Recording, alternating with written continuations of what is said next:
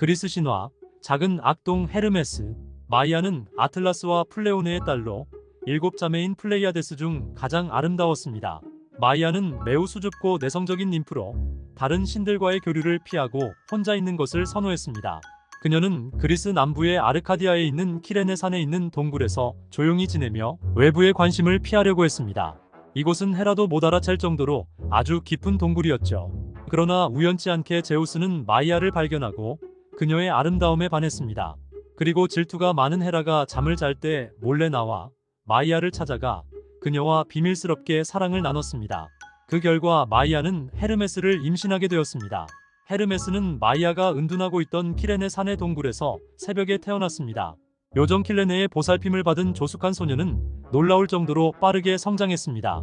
그날 어린 헤르메스는 엄마의 눈을 피해 모험을 찾아 떠났습니다. 세상에 나온 지 하루도 채 되지 않았지만 헤르메스는 이미 영리한 두뇌를 가지고 있었습니다. 신들의 목초지에서 자신을 발견한 헤르메스는 충동적으로 당시 신들의 목동이었던 아폴론에게서 소 50마리를 훔쳤습니다. 그는 그가 소들을 훔친 것을 숨기기 위해 소들의 발굽을 모두 나뭇껍질로 싸매서 발걸음 소리가 나지 않게 하였습니다. 그리고 소꼬리에 빗자루를 달아 소가 걸으면서 자연히 자신의 발자국이 빗자루에 쓸려 흔적이 지워지도록 했습니다. 소를 몰고 가던 중 바투스라는 노인을 만났습니다. 헤르메스는 노인에게 자신이 소를 몰고 가는 것을 아무에게도 말하지 말아달라고 부탁했습니다.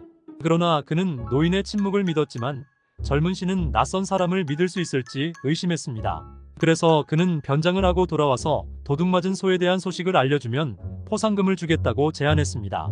바투스는 재빨리 그를 팔아넘기며 자신이 아는 것을 말했고 헤르메스는 그 노인을 돌로 만들어 벌을 주었습니다. 헤르메스는 아폴론의 소들을 숲속에다 감추고 그중 2마리는 알페우스 강의 올림푸스의 신들에게 제물로 바쳤습니다. 그러고서 그는 거북이 껍질을 사용하여 리라를 만들었고 갈대, 소 가죽 양의 창자를 사용하여 줄을 만들었습니다. 그는 곧 스스로 연주법을 터득했습니다. 헤르메스는 집으로 돌아와 다시 이불을 뒤집어 쓰고 잠자리에 누웠습니다.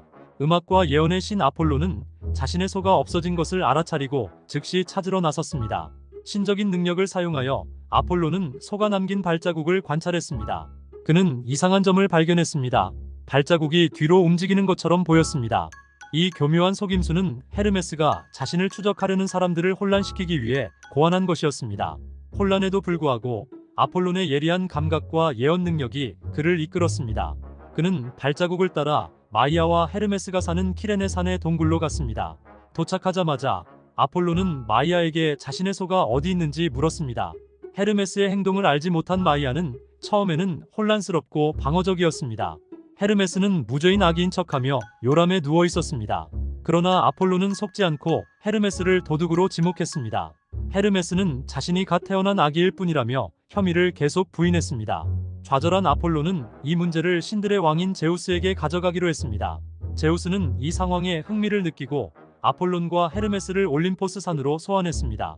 신성한 법정에서 아폴로는 도난 사건과 발자국에 대해 자세히 설명했습니다.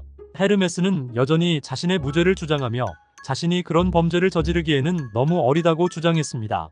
제우스는 헤르메스의 영리함에 즐거워하며 더 조사하기로 했습니다.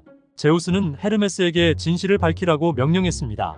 어린 신이 자신에게 거짓말을 할 수 없다는 것을 알고 있었습니다. 제우스의 명령에 따라 헤르메스는 도난을 자백했지만 모든 것이 재미로 한 것이라고 설명했습니다. 제우스는 헤르메스의 정직함과 재치를 인정하고 그를 용서하기로 했습니다. 그러나 그는 헤르메스에게 소를 아폴론에게 돌려주라고 지시했습니다.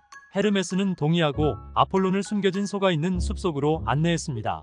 그런데 50마리여야 하는 소들이 2마리가 모자란 48마리였습니다. 아폴론은 그 이유를 헤르메스에게 물었습니다. 헤르메스는 소 2마리를 12등분하여 올림포스 신들에게 바쳤다고 했습니다. 아폴론은 눈썹을 치켜뜨며 12번째 신이 누구냐고 물었습니다. 물론 저요. 겸손하지는 않지만 사랑스러운 헤르메스가 대답했습니다. 기록에 의하면 이것이 처음 신들에게 바쳐진 제물이었습니다. 아폴론이 소떼를 모는 동안 헤르메스는 자신이 만든 악기인 리라를 연주하기 시작했습니다. 리라의 아름다운 소리에 매료된 아폴론은 자신의 소들과 리라를 교환하자고 제안했습니다.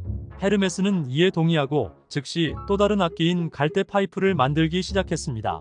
이 악기의 매력에 푹 빠진 아폴론은 헤르메스에게 조건을 제시해달라고 요청했습니다. 헤르메스는 뱀 2마리가 엉킨 지팡이인 카두케우스, 목동의 신이라는 명예, 그리고 조약돌로 미래를 점치는 방법을 가르쳐달라고 했습니다. 제우스는 헤르메스를 다시 올림푸스로 불렀습니다. 그는 헤르메스에게 다시는 도둑질과 거짓말을 하지 않도록 단단히 타일렀습니다. 그러자 헤르메스는 자신을 신들의 전령으로 임명하면 다시는 거짓말을 하지 않겠다고 맹세했습니다. 헤르메스의 영리함을 눈여겨보았던 제우스는 바로 이 제안을 수락하고 아들에게 여행자 보호, 무역 촉진, 조약 협상도 그의 임무가 될 것이라고 말했습니다. 제우스는 자신의 메시지를 신속하게 전달하기 위해 헤르메스에게 바람처럼 빠른 황금빛 날개 샌들을 선물했습니다. 또한 젊은 신에게 비를 막아주는 둥근 모자를 선물했습니다.